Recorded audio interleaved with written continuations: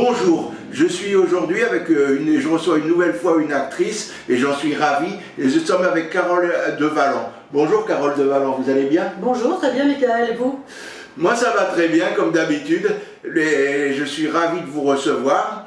Alors Carole, vous êtes une actrice, vous faites beaucoup de théâtre, de cinéma plutôt? Alors d'abord ma carrière originelle c'est la danse. Je suis venue à Paris en 98 pour danser et j'ai eu la chance tardivement de faire une école de comédie musicale.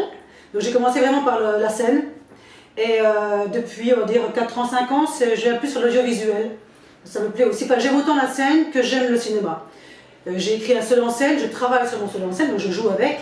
Mais en ce moment, j'aime bien l'audiovisuel et j'écris aussi une série en ce moment, tranquillement. Ah ouais, super, c'est vrai que les séries, c'est assez dans le vent. Ouais. Donc vous faites beaucoup de scènes, donc... Alors j'ai fait beaucoup de scènes avec des spectacles jeunes publics, j'avais une compagnie, et maintenant je fais de la scène avec mon seul en scène, qui s'appelle La Démesure de l'hyperactive. Et en même temps, ben, je continue ma vie, hein, je cherche des contrats, je passe des castings, je fais du yoga à côté pour pouvoir être dans l'alimentaire, voilà, c'est un peu ça. J'en ai fait un peu aussi. Et quels sont les rôles qui vous ont marqué dans les rôles que vous avez joués? Les rôles qui m'ont, le rôle qui me marque le plus, c'est le mien, c'est celui que j'ai écrit, c'est Carla Diploma, qui est sur mon seul en scène, hein, vraiment. C'est vraiment moi qui ai écrit. Mais seul en scène, c'est quoi? Je suis toute seule sur scène. C'est du théâtre, seul sur scène. Ah, vous avez écrit une sorte, c'est pas un one-man show ça? Le one-man show, c'est un one-woman show si vous voulez. Mais il n'y a pas de ressort, c'est du théâtre vraiment, il n'y a pas de ressort comique tout le temps. Voilà, c'est un travail de théâtre, on va dire. Tout le monde, je chante dedans et tout ça aussi. Et ça me permet de garder la scène et d'être toujours sur le feu.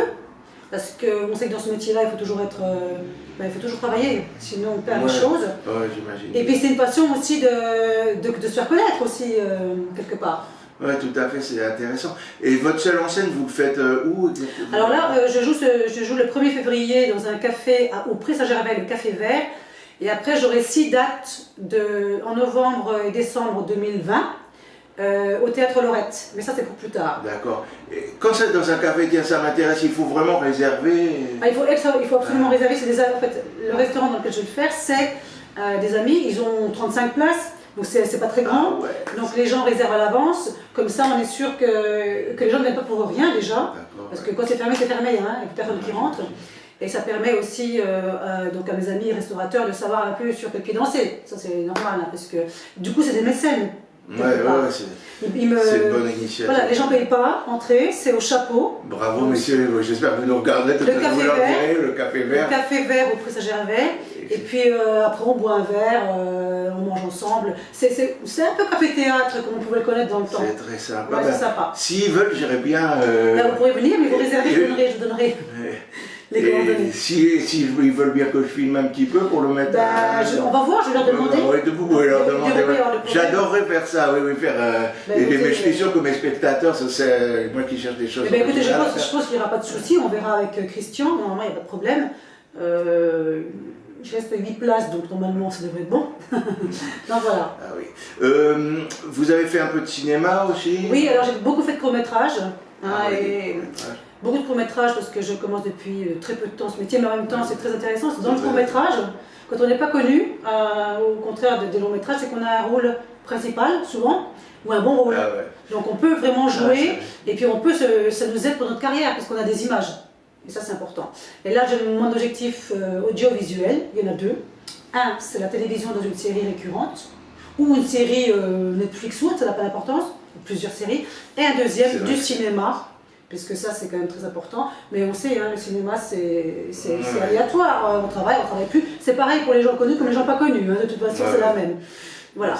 Vous avez fait des petites séries, des petits rôles dans des séries? Non, j'ai fait une série web, oui, il y a un petit moment déjà, où j'avais le rôle principal, et je tuais mon fils. C'est très intéressant. Voilà. J'imagine bien. Vous pouvez nous donner le titre de la web série? Alors attendez, je me souviens parce que c'était Frénésie. Frénésie, d'accord. Après, le plus important pour moi, c'est ce qui va arriver en fait. Hein. La série que j'écris en ce moment s'appelle Femme en rouge. Et donc là, j'aurai un des rôles principaux. On est 4 protagonistes.